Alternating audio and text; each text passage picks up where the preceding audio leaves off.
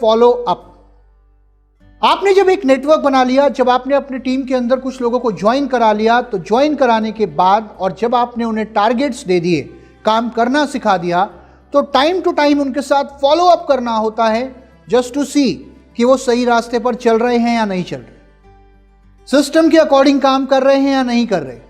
उनके टारगेट्स को अचीव करने के लिए जो एक्शन स्टेप्स उन्हें लेने चाहिए, उन एक्शन स्टेप्स को वो ले रहे हैं या नहीं ले रहे। और अगर कहीं पर प्रॉब्लम आ रही है तो आप उन्हें सपोर्ट करें या उन्हें गाइड करें कि वो कैसे उन प्रॉब्लम्स को ओवरकम कर सकते हैं। जो कस्टमर्स आपने बनाए हैं, जो कंज्यूमर्स हैं आपके, जो आपसे प्रोडक्ट ले रहे हैं,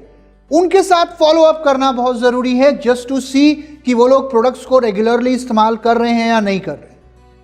अगर वो प्रोडक्ट्स को इस्तेमाल नहीं कर रहे हैं तो क्यों नहीं कर रहे हैं, और अगर वो प्रोडक्ट्स को इस्तेमाल कर रहे हैं तो उनको कैसे रिजल्ट्स मिल रहे हैं, इसके लिए फॉलो अप करना बहुत ज़रूरी है, ताकि आप उन्हें आने वाले समय में और बेहतर प्रोडक्ट्स के बारे में, जो हमारे प्रोडक्ट्स आते रहते हैं उनके बारे में बताते रहें, गाइड करते रहें और उनको अच्छी सर्विस देते रहें। साथ ही में फॉलो अप करना है बहुत ज़रूरी उन लोगों के साथ जो आज आपकी मीटिंग में आए हैं, आपकी मीटिंग का हिस्सा बने हैं, लेकिन उन्होंने किसी कारण से ज्वाइन नहीं किया। उन्होंने ज्वाइन शायद इसलिए नहीं किया बिकॉज हो सकता है आज उन्हें इस बिजनेस को करने की ज़रूरत महसूस ना हो रही हो, या हो सकता है उनको कोई डाउट हो अभी भी अपॉर्चुनिटी को लेकर। कुछ डाउट्स लोगों के दिमाग में कई बार रह जाते हैं जिसके करके वो डिसीजन नहीं ले पाते, या हो सकता है कि सामने वाले व्यक्ति के दिमाग में किसी ना किसी प्रकार का कोई फियर है, यानी कि डर है जो उसको काम करने से, आगे बढ़ने से रोक रहा है। तो जब आप फॉलो अप करते हैं तो फॉलो अप करते समय ये जानने की कोशिश करिए कि उस व्यक्ति का क्या डाउट है या उस व्यक्ति का क्या फियर है। इसको आप सिर्फ एक तरीके से कर सकते हैं। लेट्स से आपने किसी व्यक्ति को फ़ोन किया फॉलो अप के लिए और आपने इधर उधर की बात करी, थोड़ा फैमिली, थोड़ा ऑक्यूपेशन के बारे में बात करी, और फिर आप अपने टॉपिक पे आ सकते हैं कि सर आपसे बात करते हुए मुझे याद आया आप मीटिंग में आए थे और मुझे बहुत अच्छा लगा था कि आपने मीटिंग अटेंड करी थी, क्या आपने कोई डिसीजन लिया? राइट, बहुत ज़्यादा इस टॉपिक को लंबा खींचने की ज़रूरत नहीं है, लेकिन at least you have to come to the point कि आपने कोई डिसीजन लिया। और अगर वो व्यक्ति कहता है नहीं अभी कोई डिसीजन नहीं लिया, अभी सोच के बताऊंगा, अभी मुझे थोड़ा समय दीजिए, तो आप उससे पूछ सकते हैं कि sir that's your choice, wonderful, और मैं चाहूँगा कि आप अपने लिए एक सही डिसीजन लें, लेकिन फिर भी मैं आपसे जानना चाहूँगा कि कौन सी वो चीज़ है जो आपको रोक रही है। प्लीज़ मेरे साथ शेयर करें, मुझे बताएं, ताकि मैं आपको एक सही डिसीजन लेने में आपकी मदद कर पाऊँ।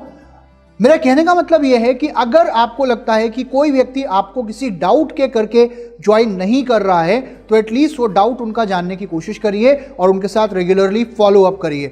बिकॉज बहुत बार क्या होता है कि फॉलो अप करने से ही आपको बहुत अच्छी लीडरशिप आपके नेटवर्क के अंदर, आपकी टीम के अंदर मिलती है। सो फॉलो अप बहुत इंपॉर्टेंट है। फाइनली मैं आपसे सिर्फ एक चीज कहना चाहूंगा, फॉलो करिए सिस्टम को तो आप अप जाएंगे, फॉलो करिए अपने अपलाइन की सलाह को तो आप अप जाएंगे, फॉलो करिए अपने ड्रीम्स को तो आप अप जाएंगे, फॉलो करिए एक लक्ष्य को तो आप अप जाएंगे, और फॉलो करिए सफल लीडर्स के फुटस्टेप्स को, उनके चले हुए, उनके द्वारा चले गए रास्ते को। क्योंकि जितना ज़्यादा आप फॉलो करेंगे सिस्टम को और सफल लीडर्स को, उतना ज़्यादा इस बिजनेस में आप अप जाएंगे। तो फॉलो करेंगे तो कहाँ जाएंगे? अप जाएंगे। फाइनली माय डियर फ्रेंड्स, मैं आपसे सिर्फ एक चीज़ कहना चाहूँगा कि इस बिजनेस के अंदर आपके पास असीम संभावनाएं हैं, और इस बिजनेस के अंदर